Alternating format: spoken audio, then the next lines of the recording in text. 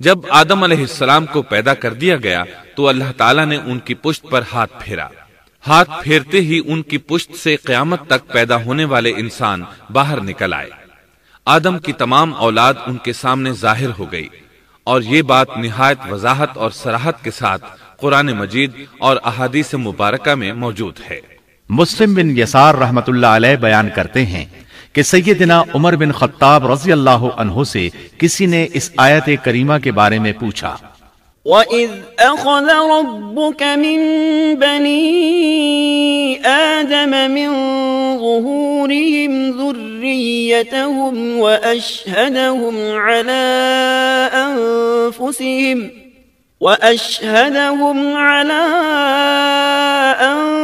أَنفُسِهِمْ أَلَسْتُ بِرَبِّكُمْ قَالُوا بَلَىٰ شَهِدْنَا أَن تَقُولُوا يَوْمَ الْقِيَامَةِ إِنَّا كُنَّا عَنْ هَٰذَا غَافِلِينَ۔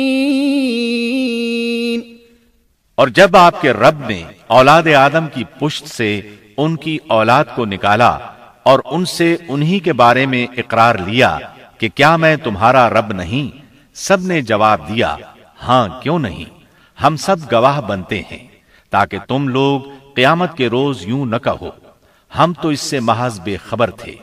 او تقولوا انما اشرك آباؤنا من قبل وكنا ذرية من بعدهم افتهلكنا بما فعل المبطلون۔ یا یوں کہو کہ پہلے پہلے شرک تو ہمارے بڑوں نے کیا اور ہم ان کے بعد ان کی نسل میں ہوئے، لہذا کیا تو ان غلط راہ والوں کے فعل پر ہمیں ہلاکت میں ڈالے گا؟ سیدنا عمر رضی اللہ عنہ نے اس شخص کے سوال کے جواب میں فرمایا، میں نے سنا ہے کہ رسول اللہ صلی اللہ علیہ وسلم فرما رہے تھے، ان اللہ خلق آدم ثم مسح ظهره بيمينه فاستخرج منه ذرية فقال خلقت هؤلاء للجنة وبعمل أهل الجنة يعملون، ثم مسح ظهره فاستخرج منه ذرية فقال خلقت هؤلاء للنار وبعمل أهل النار يعملون، فقال الرجل ففيما العمل يا رسول الله؟ فقال رسول الله صلى الله عليه وسلم إن الله إذا خلق العبد للجنة استعمله بعمل أهل الجنة حتى يموت على عمل من أعمال أهل الجنة فيدخله الله الجنة، وإذا خلق العبد للنار استعمله بعمل أهل النار حتى يموت على عمل من أعمال أهل النار فيدخله الله النار۔ اللہ نے آدم علیہ السلام کو پیدا کیا، پھر اپنے دائیں ہاتھ کو اس کی پشت پر پھیرا اور اس سے نسل انسانی کو باہر نکالا اور ان کی طرف اشارہ کر کے فرمایا، میں نے انہیں جنت کے لیے پیدا کیا ہے اور یہ جنت والوں کے اعمال کریں گے۔ پھر اپنے ہاتھ کو دوبارہ آدم علیہ السلام کی پشت پر پھیرا اور اس سے نسل انسانی کو باہر نکالا اور ان کی طرف اشارہ کر کے فرمایا، میں نے انہیں آگ کے لیے پیدا کیا ہے اور یہ آگ والوں کے اعمال کریں گے۔ اس پر ایک شخص نے نبی اکرم صلی اللہ علیہ وسلم سے سوال کیا، اے اللہ کے رسول صلی اللہ علیہ وسلم، تو پھر ہمارے اعمال کس حساب میں شمار ہوں گے؟ آپ نے جواب میں فرمایا، اللہ تعالیٰ جب کسی بندے کو جنت کے لیے پیدا کرتا ہے تو اس سے جنت والوں کے کام کرواتا ہے، حتیٰ کہ جنت والے اعمال میں سے ہی کسی عمل پر اس کا موت سے سامنا ہوتا ہے، اس وجہ سے اللہ اسے جنت میں داخل کرتا ہے، اور جب اللہ کسی بندے کو آگ کے لیے پیدا کرتا ہے تو اسے آگ والے اعمال پر لگا دیتا ہے، یہاں تک کہ وہ آگ والے اعمال میں سے کسی عمل پر مرتا ہے، اس کی وجہ سے اللہ اسے آگ میں داخل کر دیتا ہے۔ ہر شخص کے لیے اس کام میں آسانی پیدا کر دی جاتی ہے جس کے لیے وہ پیدا کیا گیا ہے۔ لیکن یہ بات ذہن میں ہر وقت موجود رہنی چاہیے کہ اللہ نے انسان کو اختیار دے رکھا ہے کہ وہ اپنی عقل اور فکر کی روشنی میں اللہ کے احکامات پر عمل پیرا ہو کر خود کو جنتی بنا لے، یا عقل کا درست استعمال نہ کرتے ہوئے شیطان کا پٹا گلے میں ڈال لے اور جہنم میں جگہ بنا لے۔ یہ تو اللہ نے انسان کو اختیار دے رکھا ہے، اس کی مرضی کہ جنت والے اعمال کرے یا جہنم والے۔ ہر انسان میں دونوں طرف جانے کی طاقت اور صلاحیت موجود ہے۔ اللہ نے انسان کو مجبور نہیں بنایا، البتہ ہر انسان کو جو بھی رویہ اختیار کرنا تھا اللہ کو اس کا علم تھا، اور اس کا علم برحق ہے، قطعی ہے، اس میں کوئی غلطی نہیں ہو سکتی، اس لیے اس نے اپنے علم کے مطابق تقدیر لکھ دی۔ اب ہم جو کچھ کرتے ہیں تقدیر سے مجبور ہو کر نہیں کرتے، بلکہ اپنے اختیار سے کرتے ہیں، اور چونکہ تقدیر بھی اللہ کے حکم سے لکھی گئی اس لیے اس میں بھی کوئی خطا واقع نہیں ہوتی۔ لہذا تقدیر کا یہ مطلب نہیں کہ انسان تقدیر کی بنا پر ہدایت ماننے یا نہ ماننے پر مجبور ہے، ایسی بات قطعاً نہیں۔ اور درست بات یہ ہے کہ تقدیر کا مسئلہ بہت زیادہ پیچیدہ ہے اور مشکل ترین مسائل میں سے ہے، یہاں اس کی تفصیل کا موقع نہیں۔ جب اللہ نے آدم علیہ السلام کو پیدا کر لیا اور اس میں اپنی روح پھونک دی تو فرشتوں کو حکم دیا کہ آدم کو سجدہ کریں۔ ابلیس ایک بہت نیک اور بزرگ جن تھا، اس نے کبھی اللہ کی نافرمانی نہیں کی تھی، اسی بنا پر وہ بلند مرتبہ پا کر فرشتوں میں شامل ہو چکا تھا، لیکن فرشتوں کی جنس سے قطعاً نہیں تھا۔ اللہ نے اسے اطاعت اور فرما برداری کا صلہ دیا تھا، اس کی عزت اور اکرام کرتے ہوئے آسمان میں بسایا تھا۔ لمحہ بھر کے لیے بھی اس نے اللہ کی نافرمانی نہیں کی تھی، اور پھر اللہ نے آدم کو سجدہ کرنے کا حکم دیا، اور اس حکم کے مخاطب فرشتے اور ابلیس تھے۔ صرف فرشتوں کے لیے یہ حکم نہیں تھا بلکہ ابلیس بھی اس حکم میں شامل تھا، کیونکہ اللہ تعالیٰ فرماتے ہیں وَلَقَدْ خَلَقْنَاكُمْ ثُمَّ صَوَّرْنَاكُمْ ثُمَّ قُلْنَا لِلْمَلَائِكَةِ اسْجُدُوا لِآدَمَ فَسَجَدُوا إِلَّا إِبْلِيسَ لَمْ يَكُنْ مِنَ السَّاجِدِينَ قَالَ مَا مَنَعَكَ أَلَّا تَسْجُدَ إِذْ أَمَرْتُكَ اور یقیناً ہم نے تمہیں پیدا کیا، پھر ہم ہی نے تمہاری صورت بنائی، پھر ہم نے فرشتوں سے کہا کہ آدم کو سجدہ کرو، تو سوائے ابلیس کے سبھی نے سجدہ کیا، وہ سجدہ کرنے والوں میں شامل نہ ہوا۔ اللہ تعالیٰ نے فرمایا، تجھے کس چیز نے سجدے سے روک دیا جبکہ میرا حکم تیرے لیے بھی تھا؟ تو اس سے ثابت ہوا اس حکم میں فرشتوں کے ساتھ ابلیس بھی شامل تھا، کیونکہ قرآن میں اذ امرتک کے الفاظ ہیں۔ اس کا مطلب ہے کہ میں نے تجھے حکم دیا تھا، اور پھر ابلیس نے جواب میں یہ نہیں کہا کہ تو نے تو مجھے حکم ہی نہیں دیا تھا، بلکہ اس نے سجدہ نہ کرنے کی وجہ یہ بتائی۔ قال انا خير منه خلقتني من نار وخلقته من طين۔ اس نے کہا، میں سجدہ کیوں کروں، میں اس سے بہتر ہوں، اس لیے کہ تو نے مجھے آگ سے پیدا کیا اور اسے مٹی سے۔ تو پھر کہا، قال فاهبط منها، اللہ نے حکم دیا تو اس سے نیچے اتر جا۔ غرض جب ابلیس نے نافرمانی کی، سرکشی اور تکبر کا مظاہرہ کیا تو اس وقت اللہ تعالیٰ اور اس کے درمیان مکالمہ ہوا۔ اللہ نے اس کی سرکشی دیکھ کر اسے سزا دیتے ہوئے فرمایا، قال فاهبط منها فما يكون لك أن تتكبر فيها فاخرج إنك من الصاغرين قال أنظرني إلى يوم يبعثون قال إنك من المنظرين قال فبما أغويتني لأقعدن لهم صراطك المستقيم ثم لآتينهم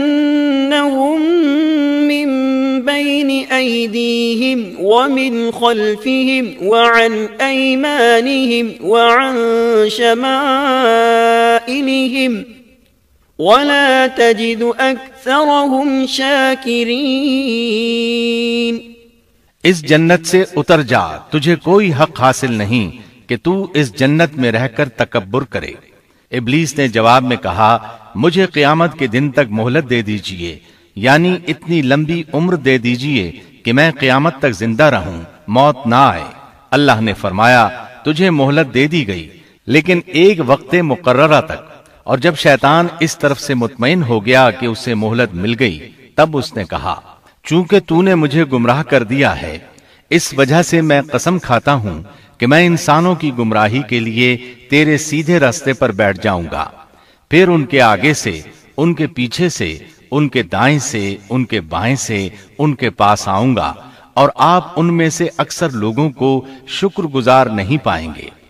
اللہ تعالیٰ نے شیطان کا رد کرتے ہوئے فرمایا، یہاں سے ذلیل و خوار ہو کر نکل جا، ان میں سے جو شخص بھی تیرا حکم مانے گا میں ایسے تمام گمراہوں سے جہنم کو بھر دوں گا۔ جو انسان بھی تیرا پیروکار بنے گا وہ جہنم کا مستحق اور حقدار ٹھہرے گا۔ قرآن مجید میں دوسرے مقامات پر بھی اس گفتگو کو نئے پیرائے میں دہرایا گیا ہے۔ مثلا اللہ نے فرمایا، وَلَقَدْ خَلَقْنَا الْإِنسَانَ مِنْ صَلْصَالٍ مِنْ حَمَإٍ مَسْنُونٍ وَالْجَانَّ خَلَقْنَاهُ مِنْ قَبْلُ مِنْ نَارِ السَّمُومِ وَإِذْ قَالَ رَبُّكَ لِلْمَلَائِكَةِ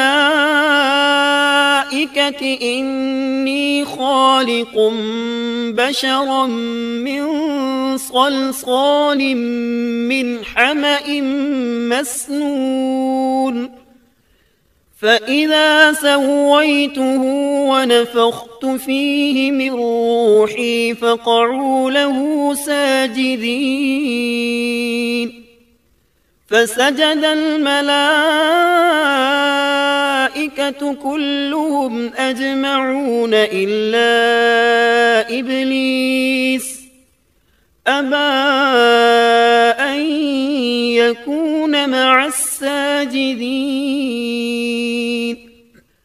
قال يا إبليس ما لك ألا تكون مع الساجدين قال لم أكن لأسجد لبشر خلقته من صلصال من حمأ مسنون قال فاخرج منها فإنك رجيم وَإِنَّ عَلَيْكَ اللَّعْنَةَ إِلَى يَوْمِ الدِّينِ یقیناً ہم نے انسان کو کھنکھناتی مٹی سے پیدا فرمایا ہے جو کہ سڑے ہوئے گارے کی تھی، اور اس سے پہلے ہم نے جنات کو لو والی آگ سے پیدا کیا، اور جب تیرے پروردگار نے فرشتوں سے فرمایا میں انسان کو سیاہ بدبودار کھنکھناتی مٹی سے پیدا کرنے والا ہوں،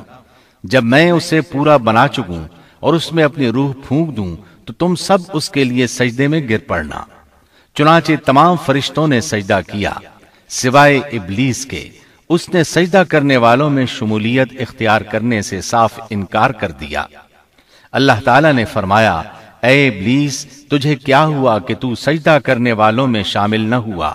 وہ بولا میں ایسے انسان کو سجدہ نہیں کر سکتا جسے تو نے سیاہ بدبودار کھنکھناتی مٹی سے پیدا کیا ہے۔ اللہ تعالیٰ نے فرمایا اب تو بہشت سے نکل جا کیونکہ تو مردود ہے اور تجھ پر قیامت کے دن تک میری پھٹکار ہے۔ قال رب فأنظرني إلى يوم يبعثون قال فإنك من المنظرين منظرين إلى يوم الوقت المعلوم قال رب بما أغويتني لأزينن لهم في الأرض ولأغوينهم أجمعين إلا عبادك منهم المخلصين قال هذا صراط علي مستقيم إن عبادي ليس لك عليهم سلطان إلا من اتبعك من الغاوين وَإِنَّ جَهَنَّمَ لَمَوْعِدُهُمْ أَجْمَعِينَ کہنے لگا اے میرے رب مجھے اس دن تک مہلت دے دے جس دن کے لوگ دوبارہ زندہ کیے جائیں گے۔ اللہ نے فرمایا اچھا اس مقررہ وقت کے دن تک تجھے مہلت دی گئی۔ کہنے لگا اے میرے رب چونکہ تو نے مجھے گمراہ کیا ہے مجھے بھی قسم ہے کہ میں انسانوں کے لیے زمین میں گناہوں کو خوشنما بناؤں گا اور ان سب کو بہکا دوں گا سوائے ان کے جو تیرے منتخب اور مخلص بندے ہوں گے، وہ میرے بہکاوے میں نہیں آئیں گے۔ اللہ نے فرمایا ہاں یہی مجھ تک پہنچنے کی سیدھی راہ ہے کہ مخلص بن جاؤ، میرے بندوں پر تجھے کوئی غلبہ نہیں ہوگا۔ البتہ جو گمراہ لوگ تیری پیروی کریں گے یقیناً ان کے وعدے کی جگہ جہنم ہے۔ ایک اور مقام پر اللہ تعالیٰ فرماتے ہیں وَإِذْ قُلْنَا لِلْمَلَائِكَةِ اسْجُدُوا لِآدَمَ فَسَجَدُوا إِلَّا إِبْلِيسَ قَالَ أَأَسْجُدُ لِمَنْ خَلَقْتَ طِينًا قال أرأيتك هذا الذي كرمت علي لئن أخرتني إلى يوم القيامة لأحتنكن ذريته إلا قليلا قال اذهب فمن تبعك منهم فإن جهنم جزاؤكم جزاء موفورا۔ جب ہم نے فرشتوں کو حکم دیا کہ آدم کو سجدہ کرو تو ابلیس کے سوا سب نے سجدہ کیا۔ اس نے کہا کیا میں اسے سجدہ کروں جسے تو نے مٹی سے پیدا کیا ہے؟ اچھا دیکھ لے اسے تو نے مجھ پر فضیلت دی ہے، اگر مجھے بھی تو نے قیامت تک ڈھیل دی تو میں سوائے چند لوگوں کے اس کی اولاد کو گمراہ کروں گا۔ اس پر اللہ نے فرمایا جا ان میں سے جو بھی تیرا فرمانبردار ہو جائے گا تو تم سب کی سزا جہنم ہے جو پورا پورا بدلہ ہے۔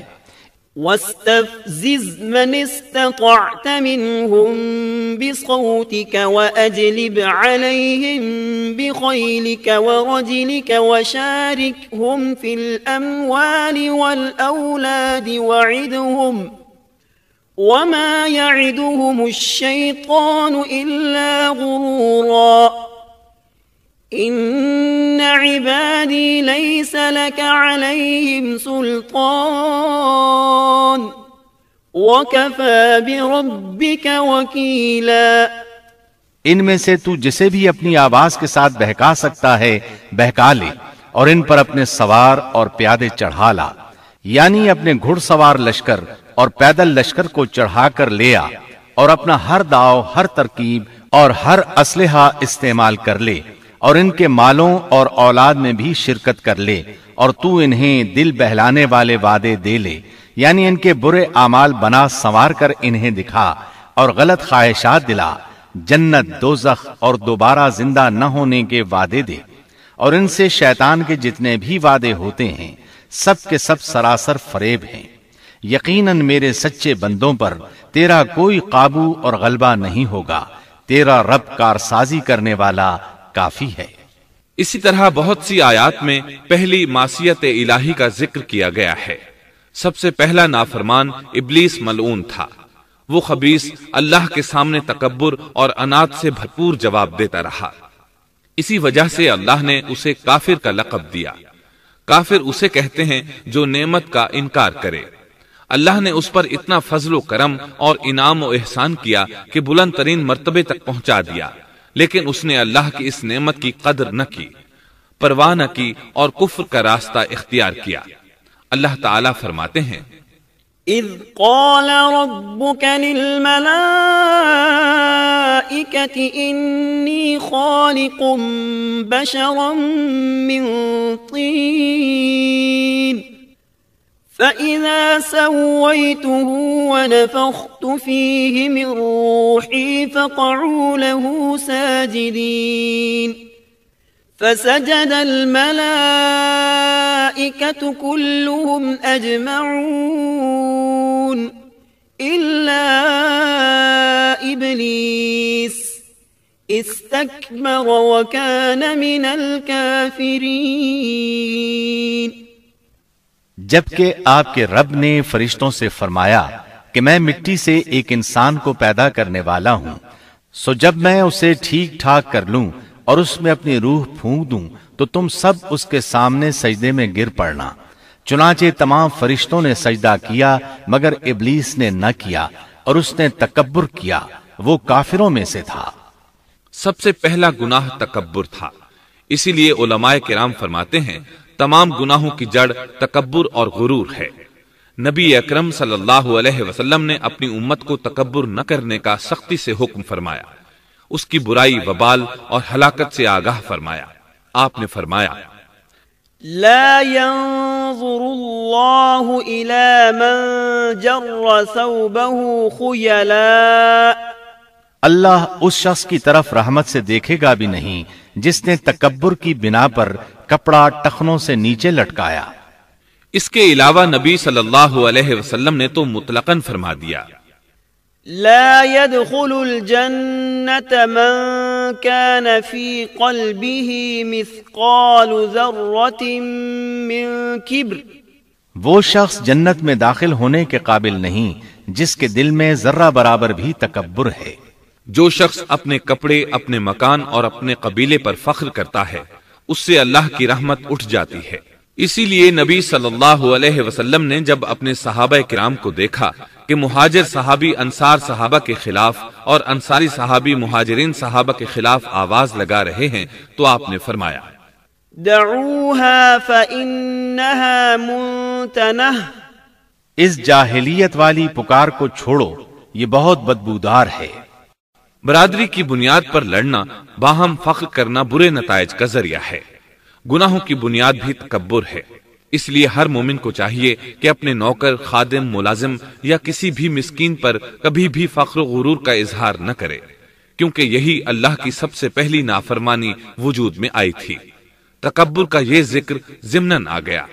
ہم پھر اپنے موضوع کی طرف لوٹتے ہیں۔ اللہ نے آدم علیہ السلام کو پیدا کیا اور انہیں عالم بنا کر ہی تخلیق کیا، یعنی جب وہ پیدا ہوئے تو جاہل نہیں تھے۔ اللہ نے آدم علیہ السلام کو فرشتوں سے بھی بڑا عالم بنا کر پیدا فرمایا۔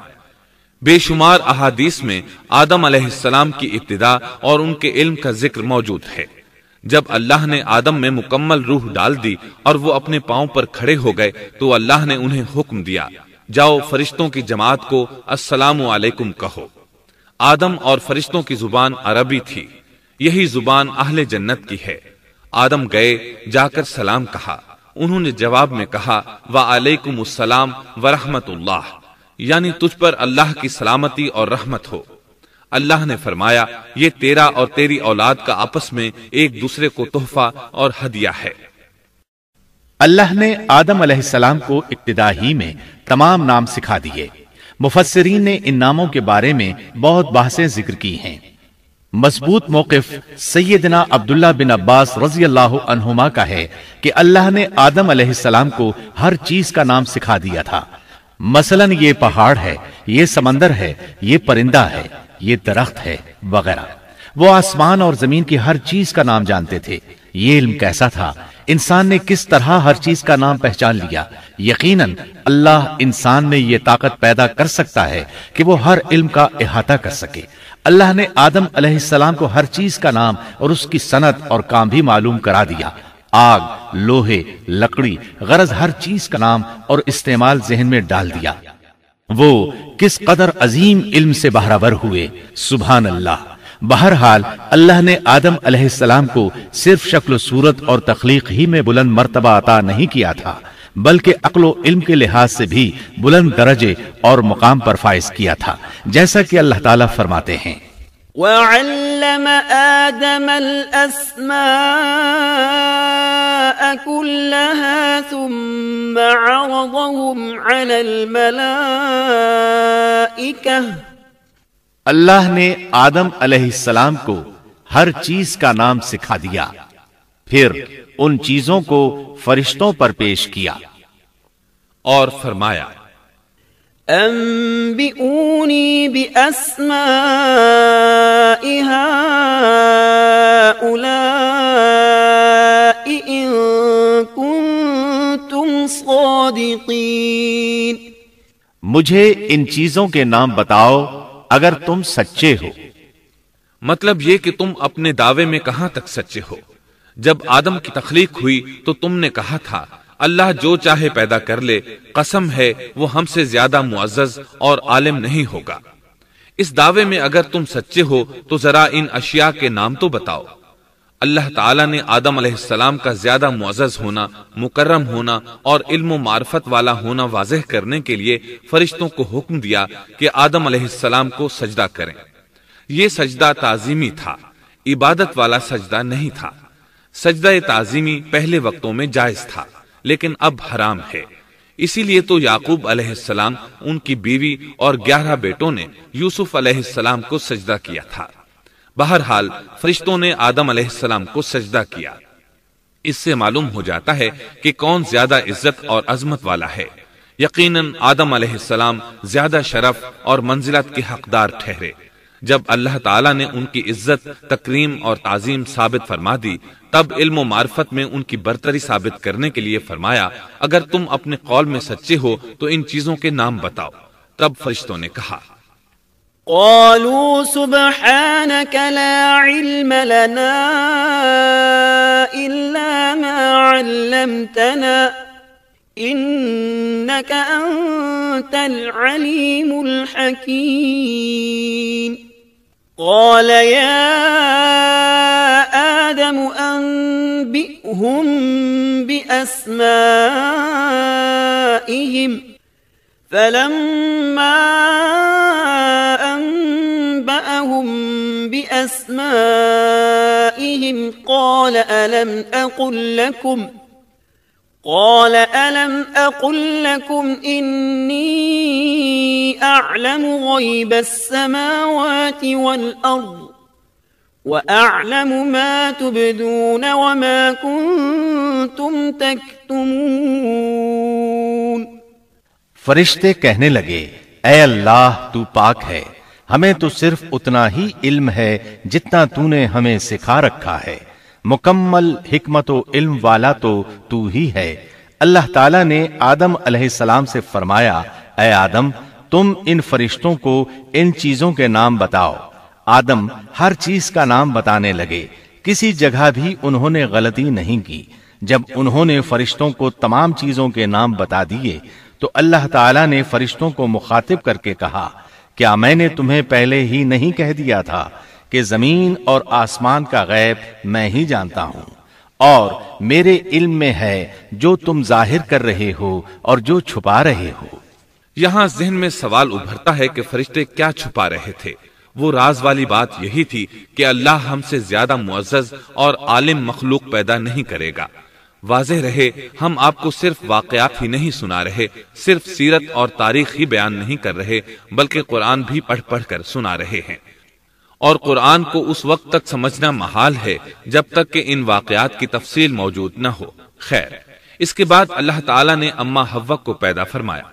انہیں آدم علیہ السلام کے فوراً بعد پیدا نہیں فرمایا، بلکہ آدم علیہ السلام نے کافی عرصہ جنت میں تنہا بسر کیا، اور حدیث میں ہے کہ وہ وحشت محسوس کرتے تھے، تنہائی کو شدت سے محسوس کرنے لگے تھے۔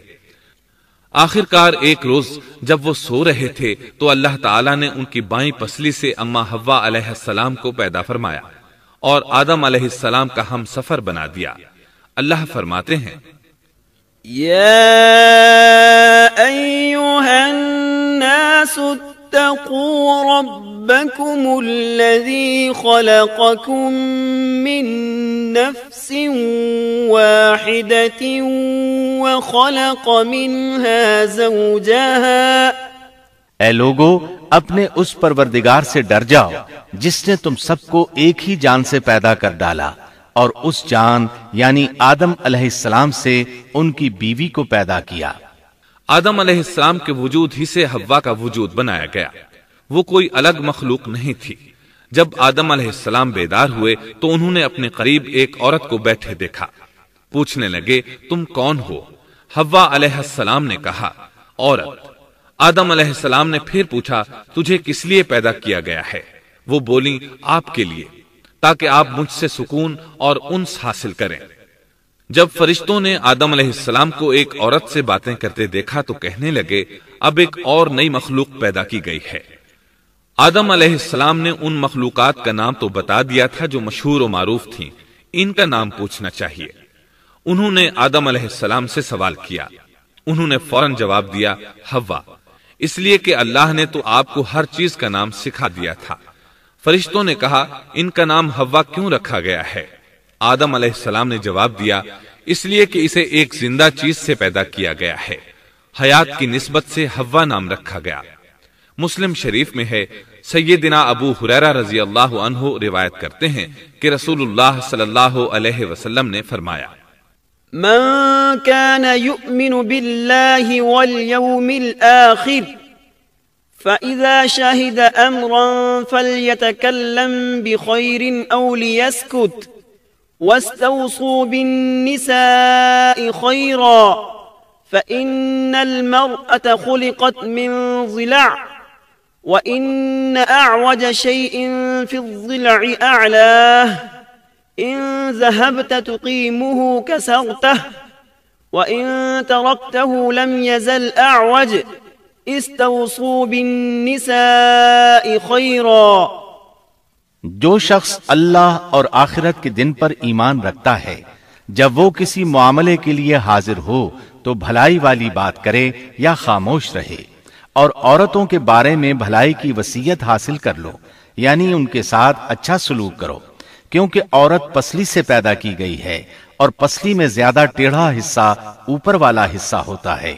اگر تم اس کو سیدھا کرنا چاہو گے تو توڑ ڈالو گے، اور اگر اس کو چھوڑ دو گے تو وہ اسی طرح ہمیشہ ٹیڑھی رہے گی۔ عورتوں کے بارے میں بھلائی کی وصیت حاصل کر لو۔ مطلب یہ کہ اسی حالت میں گزر بسر کرو، عورتوں کے بارے میں بھلائی کی وصیت حاصل کر لو۔ اس حدیث کا مطلب یہ ہے کہ عورتوں پر جبر کر کے زبردستی ان کی طبیعت کو بدلا نہیں جا سکتا، اور عورت ذات کو نہایت نرمی اور پیار سے رکھو۔ ان کی طبیعتوں میں ٹیڑھا پن ہے، وہ کبھی جذبات سے مغلوب ہو جاتی ہے اور عقل کھو بیٹھتی ہے۔ اگر کوئی اسے سیدھا کرنا چاہے تو اس سے لا تعلقی، دوری اور طلاق کی نوبت آ جائے گی۔ اگر اسے چھوڑ دو گے تو ٹیڑھا پن برقرار رہے گا۔ مرد کو بہت حوصلے سے اس صورتحال کو سنبھالنا چاہیے۔ احادیث میں سیدنا ابراہیم علیہ السلام کی زوجہ سیدہ سارہ علیہ السلام کا قصہ موجود ہے۔ وہ حوا علیہ السلام کے بعد کائنات کی سب سے زیادہ خوبصورت عورت تھی۔ احادیث سے یہ اشارہ ملتا ہے کہ حوا علیہ السلام ابتدائے انسانیت سے لے کر قیامت تک پیدا ہونے والی تمام عورتوں میں خوبصورت تھیں۔ اب ابلیس لگا اپنے وسوسے شروع کرنے۔ آدم اور حوا علیہ السلام دونوں اللہ کے حکم سے جنت میں تھے کہ شیطان نے انہیں پھسلانے کی کوشش شروع کر دی۔ اللہ تعالیٰ فرماتے ہیں وَقُلْنَا يَا آدَمُ اسْكُنْ أَنْتَ وَزَوْجُكَ الْجَنَّةَ وَكُلَا مِنْهَا رَغَدًا حَيْثُ شِئْتُمَا۔ اور ہم نے کہہ دیا اے آدم، تم اور تمہاری بیوی جنت میں رہو اور جہاں سے چاہو با فراغت کھاؤ۔ جنت بھی کیسی؟ اللہ فرماتے ہیں وَجَنَّةٍ عَرْضُهَا السَّمَاوَاتُ وَالْأَرْضُ، وہ جنت کہ جس کی چوڑائی ہی آسمانوں اور زمین کے برابر ہے۔ سو اس جنت میں سے جو چاہو سو کھاؤ، کچھ بھی منع نہیں سوائے ایک درخت کے، چنانچہ ارشاد ہوا وَقُلْنَا يَا آدَمُ اسْكُنْ أَنْتَ وَزَوْجُكَ الْجَنَّةَ وَكُلَا مِنْهَا رَغَدًا حَيْثُ شِئْتُمَا وَلَا تَقْرَبَا هَذِهِ الشَّجَرَةَ فَتَكُونَا مِنَ الظَّالِمِينَ۔ اور ہم نے کہا اے آدم تم اور تمہاری بیوی جنت میں رہو، پھر جس جگہ سے چاہو با فراغت کھاؤ، اور اس درخت کے پاس مت جاؤ ورنہ ظالموں میں سے ہو جاؤ گے۔ ایک اور جگہ فرمایا وَإِذْ قُلْنَا لِلْمَلَائِكَةِ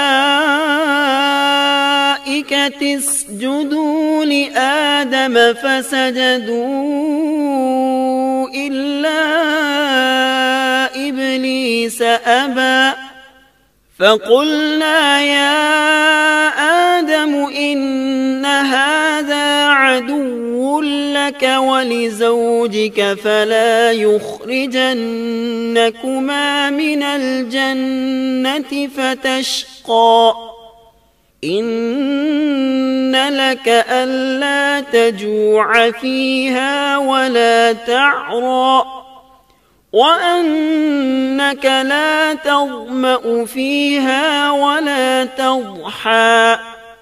اور جب ہم نے فرشتوں سے کہا کہ آدم کو سجدہ کرو تو ابلیس کے سوا سب نے سجدہ کیا، ابلیس نے انکار کیا، تو ہم نے کہا اے آدم یہ تیرا اور تیری بیوی کا دشمن ہے، خیال رکھنا ایسا نہ ہو کہ وہ تم دونوں کو جنت سے نکلوا دے اور تو مصیبت میں پڑ جائے۔ یہاں تو تجھے آرام ہے، نہ تو بھوکا ہے اور نہ ننگا، اور نہ تو یہاں پیاسا ہوتا ہے، نہ دھوپ سے تکلیف اٹھاتا ہے۔ گویا اللہ نے سیدنا آدم علیہ السلام کو وسوسے سے پہلے ہی خبردار کر دیا تھا۔ ان آیات سے یہ بھی پتا چلا کہ انسان سے ابلیس کی عداوت اور دشمنی ابتدا ہی سے چلی آ رہی ہے، اور یہ بھی ثابت ہوا کہ جو لوگ کہتے ہیں کہ انسان ابتدا میں ننگا تھا ان کا قول صحیح نہیں، اس لیے کہ اللہ تعالیٰ نے جنت میں بھی آدم علیہ السلام پر لباس رکھا اور زمین میں بھی لباس نازل کر دیا، جیسا کہ اللہ تعالیٰ فرماتے ہیں يا بني آدم قد أنزلنا عليكم لباسا يواري سوآتكم وريشا ولباس التقوى ذلك خير۔ اے آدم کی اولاد ہم نے تم پر لباس کو نازل کیا جو تمہاری شرمگاہوں کو چھپاتا ہے اور زینت کا سبب بھی ہے، اور تقوی کا لباس اس سے بھی بہتر ہے۔ لہذا آدم ابتدا میں ننگے نہیں تھے، انہیں تو ننگے پن کا علم ہی نہیں تھا، نہ ہی ان کی بیوی کو برہنہ ہونے کا علم تھا۔ اللہ نے آدم علیہ السلام کو کامل نعمتوں سے نوازا، بھوک نہ پیاس، یہاں تک کہ پیاس کے اسباب سے بھی محفوظ، نہ گرمی اور نہ دھوپ، پھر بے انتہا حسن و جمال، مشقت نہ تکلیف، بدبختی نہ بدقسمتی۔ آدم اور حوا علیہ السلام کے دلوں میں وسوسہ ڈالنے کے بارے میں بھی قرآن نے روشنی ڈالی ہے۔ فوسوس لهما الشیطان، پھر شیطان نے ان دونوں کے دلوں میں وسوسہ ڈالا۔ یہ وسوسہ اس نے ان دونوں کو طمع دلانے کی صورت میں پورا کیا، اور یہ طمع دلائی کہ اس درخت کو کھانے سے ہمیشگی اور بقا ملتی ہے اور کبھی نہ ختم ہونے والی بادشاہت حاصل ہوتی ہے، اور اس وسوسے کا مقصد یہ تھا لِيُبْدِيَ لَهُمَا مَا وُورِيَ عَنْهُمَا مِنْ سَوْآتِهِمَا، تاکہ ان کا پردہ بدن جو ایک دوسرے سے پوشیدہ تھا دونوں کے روبرو بے پردہ کر دے۔ ان کی شرمگاہوں کو ننگا کرنے کے لیے اس نے ایسا کیا۔ وہ دونوں کپڑے میں ملبوس تھے، ستر ڈھانپ رکھا تھا۔ جب انہوں نے اس درخت سے کھایا تو لباس نیچے گر گیا، دونوں برہنہ ہو گئے۔ یہی شیطان چاہتا تھا کہ انہیں برہنہ کر دے، اللہ کی نافرمانی پر اکسائے۔ ارشاد ہوتا ہے فوسوس إليه الشيطان قال يا آدم هل أدلك على شجرة الخلد وملك لا يبلى؟ شیطان نے انہیں وسوسہ ڈالا، کہنے لگا اے آدم کیا میں تجھے دائمی زندگی کا درخت اور وہ بادشاہت نہ بتلا دوں جو کبھی پرانی نہ ہو؟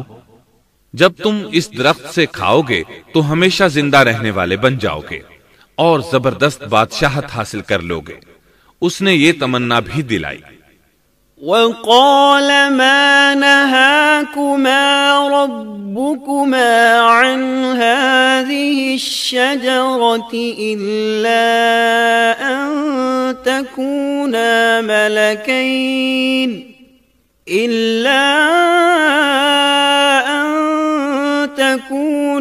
ملكين أو تكونا من الخالدين۔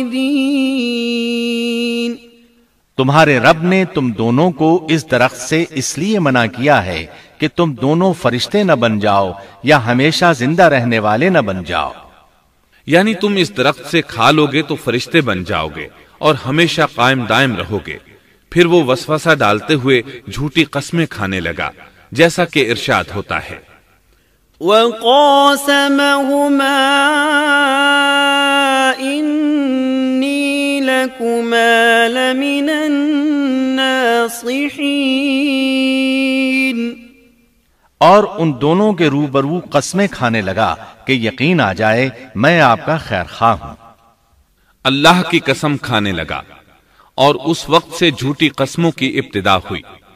اس نے ان دونوں کو فریب دے کر بہکا لیا، جیسا کہ فرمایا فَدَلَّاهُمَا بِغُرُورٍ، یعنی دھوکے سے انہیں پھسلایا، حالانکہ انہیں کسی چیز کی کمی نہیں تھی۔ بھلا وہاں کیا محتاجی ہو سکتی تھی؟ جنت میں سکون سے زندگی بسر کر رہے تھے، جنت سے بڑھ کر کیا چاہیے؟ ہمیشہ کے لیے جنت مل چکی تھی۔ اللہ تعالیٰ فرماتے ہیں فَلَمَّا ذَاقَا الشَّجَرَةَ بَدَتْ لَهُمَا سَوْآتُهُمَا وَطَفِقَا يَخْصِفَانِ عَلَيْهِمَا مِنْ وَرَقِ الْجَنَّةِ، ان دونوں نے جب درخت کو چکھا دونوں کا پردہ بدن ایک دوسرے کے روبرو کھل گیا، دونوں اپنے بدنوں پر درختوں کے پتے جوڑ جوڑ کر رکھنے لگے۔